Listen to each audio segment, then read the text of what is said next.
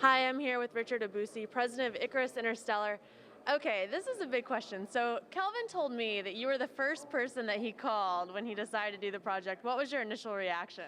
I was initially extremely excited. I've been very fascinated by interstellar exploration for as long as I can remember. I've been fascinated by science fiction, by physics, and when he spoke to me, I really jumped at the opportunity of getting involved in what I saw as a compelling project, and I was happy to be a part of it. And what do you see as the mission going forward with interstellar space travel? Primarily, I think we're going to need to push forward the maturity of the technologies that are going to get us to the stars. And I think that many people underestimate the challenges of interstellar exploration. And that's because science fiction has done such a good job of making it They look really very have easy. done a good job, right? They certainly have. I mean, Captain Kirk jumps in Starship Enterprise and it's warp factor 3 or whatever, and it makes reaching the other stars look simple or easy. But the reality of the matter is it's very, very difficult. And to try and put things in context, our fastest spacecraft, which is Voyager 1, traveling at 38,000 miles per hour, if it were traveling to the closest star system, would take 56,000 years to get there. And so even our fastest spacecraft is going to take thousands upon thousands of years just to reach the closest star. So we really need to find revolutionary new propulsion technologies that are going to increase our top speeds by at least a factor of 1,000, maybe more, to accomplish interstellar travel on timescales comparable with a human lifetime. And you're the propulsion lead for Project Icarus. What are the challenges that you face doing this? First off, it's really trying to determine what would be the paradigm shift. I'm going from chemical propulsion to the type of propulsion systems that are going to get us to the stars. So we really need to analyze first off, the physics. What kind of propulsion we're going to use? Well, fission propulsion is one possibility where you liberate the energy from the nucleus of the atom. Another possibility is fusion propulsion, where you combine two light elements like hydrogen, like deuterium and tritium, for example, to liberate the energy from that. And both those forms of energy release far much more energy per unit mass than chemical rocket propulsion technology. Another possibility is antimatter. So first what we've got to determine is what kind of path are we going to take from a physics perspective. And once we've done that, it becomes an engineering challenge. So for example, with Project Icarus, we're focusing on fusion propulsion. But it's easier said than done. I mean, fusion has always been sort of 20 or 30 years away. Now, it appears that we're getting remarkably close to accomplishing ignition. However, taking that technology and putting it in a spacecraft and scaling it to something that you could even launch is a whole different ballgame. So it's certainly not a easy or trivial problem. When you guys were looking at the project and deciding, this is where we want to be at this point in the project, do you think you're ahead of the game, behind the game? Where do you think you fall on that line? You know what? I think we are our own experiment to a certain extent. We're about as far along as we were hoped to be. We're a little further along in some areas than we expect to be, a little less far along in other areas, and there has just been some surprises as well. For example, a lot of us had no idea just how much this project would galvanize public interest. And so, from a media perspective, we've really started to get that message out there and get people excited. And I like to think that we've catalyzed a new interest in interstellar propulsion. I agree with you on that. Well, thank you very much. I appreciate it. But we're also making good progress on the technical side of things, because this isn't about sort of PR. This is about actually designing a starship that's design ready and based on credible science and technology. And so one nice thing about the project is that we're actually publishing peer-reviewed papers, which I think is critical in demonstrating how serious we are and the academic quality of the research that we're doing. And someone that's not really into space travel, or not really into that kind of thing, what would be something that you think would kind of lure them in to, check out Project Icarus? Carl Sagan put it beautifully. He said a civilization... I love Carl Sagan. That's funny you mentioned that. He put it beautifully. He said a civilization has two choices. It becomes spacefaring or it goes extinct.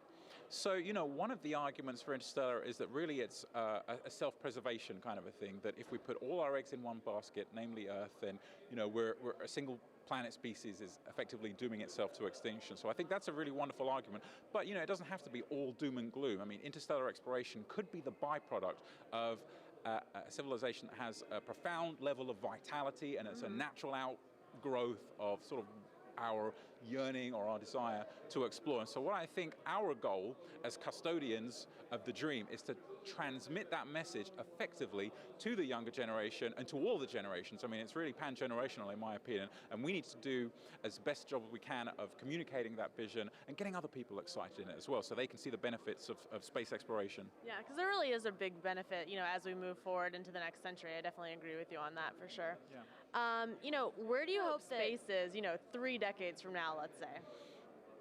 Well, because my focus is interstellar, I see this as being a 3-step process. Step 1 is going to be us figuring out cheap access to space. We can't do anything until we learn. That's true, it is a little expensive right now. Extremely expensive. You hit the nail on the head. And that's because we exist in this massive gravitational potential well. And so it's very, very hard for us to get into space, into orbit, and actually outside of Earth orbit. So we want to figure out new ways of effectively getting to space economically.